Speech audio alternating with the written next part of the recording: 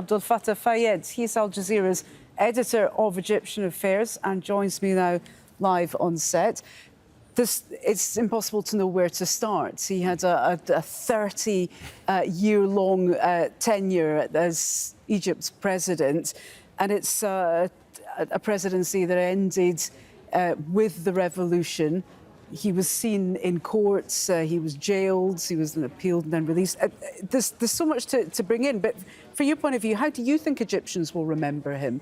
Will he be mourned, or will there be a sense of relief that he's now gone? Yeah, actually, Hala, the most significant issue right now, I notice it, the huge division between the Egyptians about Mubarak today, even between the people who make the revolution against him. You know, we notice today, for example, very important symbol of the revolutions, such as Dr. Ayman Noor, for example.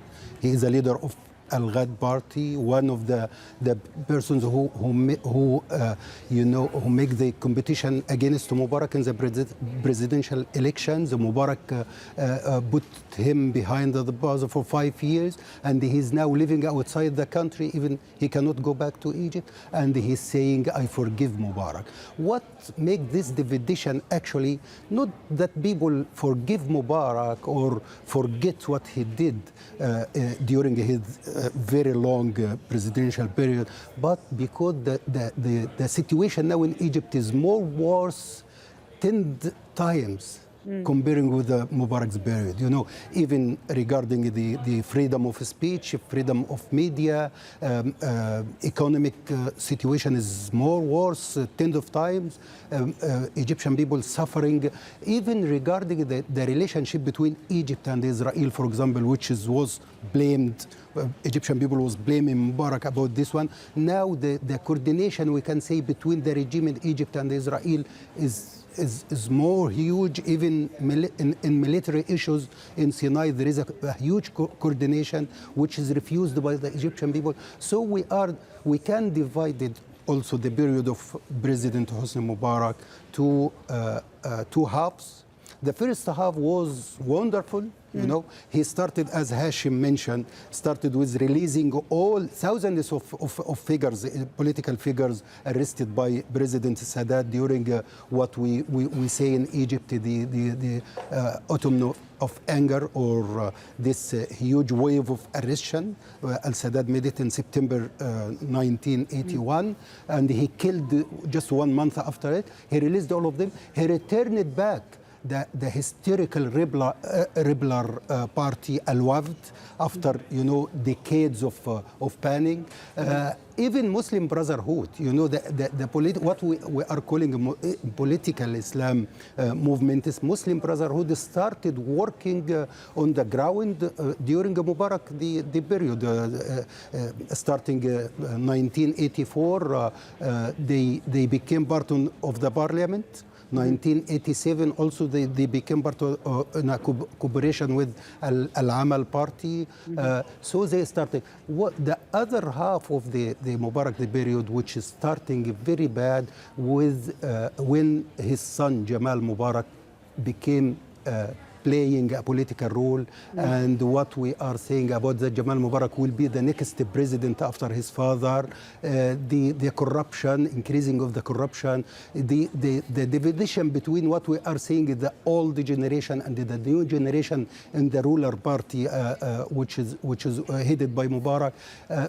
Also the reform, economic reform made by IMF, which is make Egyptian people suffered. So this is the start of the dropping of Mubarak and the start of the revolution. So a very mixed legacy, one could say. Thank you so much, Abdelfattah Fayed, Al Jazeera's editor of Egyptian affairs. Thank you. Well, we are getting some reaction now from regional leaders. Palestinian leader Mahmoud Abbas has praised Mubarak's commitment to the Palestinian cause, and Israeli Prime Minister Benjamin Netanyahu hailed the late Egyptian leader for his pursuit of, quote, peace and security. Well, let's get reaction now from Al Jazeera's Marwan Bishara. He's our senior political analyst and author of the book The Invisible Arab, The Promise and Peril of the Arab revolutions. He joins us live from Paris. Good to have you with us, Marwan. We're hearing there something of a mixed legacy that Hosni Mubarak leaves after over 30 years as Egyptian president. Well, I guess it depends on one's perspective. I'm not sure what is so mixed about being a dictator or an authoritarian leader in an Arab world going through 1980 through 2010.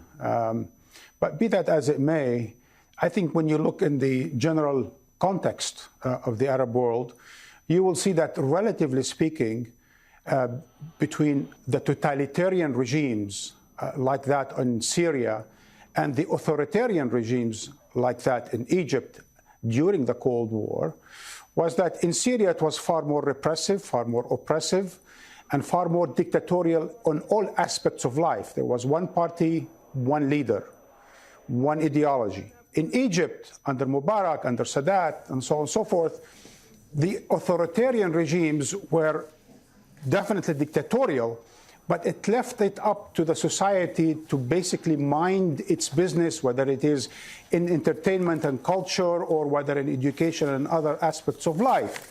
So authoritarian regimes in the Arab world were, generally speaking, more open socially or societally speaking, but politically they were dictatorial. So Mubarak was definitely a dictator who ruled for 30 plus years alone, and he definitely dictated to the party what he needed along with the army.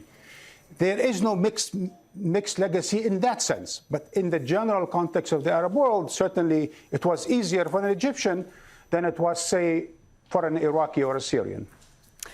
And Marwan, in terms of the Egyptian people, how do you think they're going to be receiving this news? Mubarak has his supporters, or many people did see, for many people, he was the only president they'd known for a large chunk of their lives. I mean, his tenure ended with the Arab Spring and the Arab Revolution. Do you think there will be those wistful for the days of Mubarak's rule?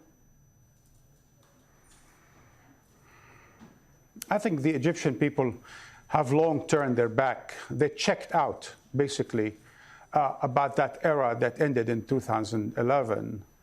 And I think what we see now, and here you have some nostalgia by some people who were close to the regime of Hosni Mubarak, who would tell you, even then, they would tell you that, look, I mean, considering what you see today from President Sisi, you know, it was merciful under Mubarak. And this is, again, relativism, in the sense that under Sisi, Egypt has actually transformed from an authoritarian state where there is a bit of a liberal handling within the society into a totalitarian state. So Egypt, for the first time, became a totalitarian state where the president has the last word, where the country is repressive, where there is some 70,000 political prisoners.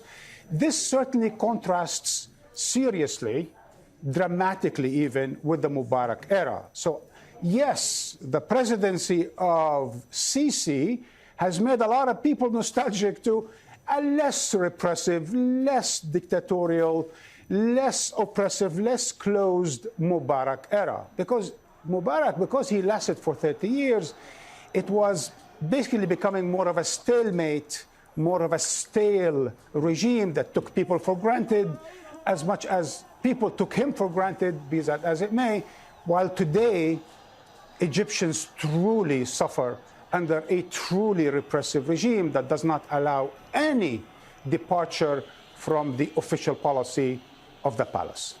OK, Marwan Bishara, Al Jazeera's senior political analyst, live in Paris. Thank you.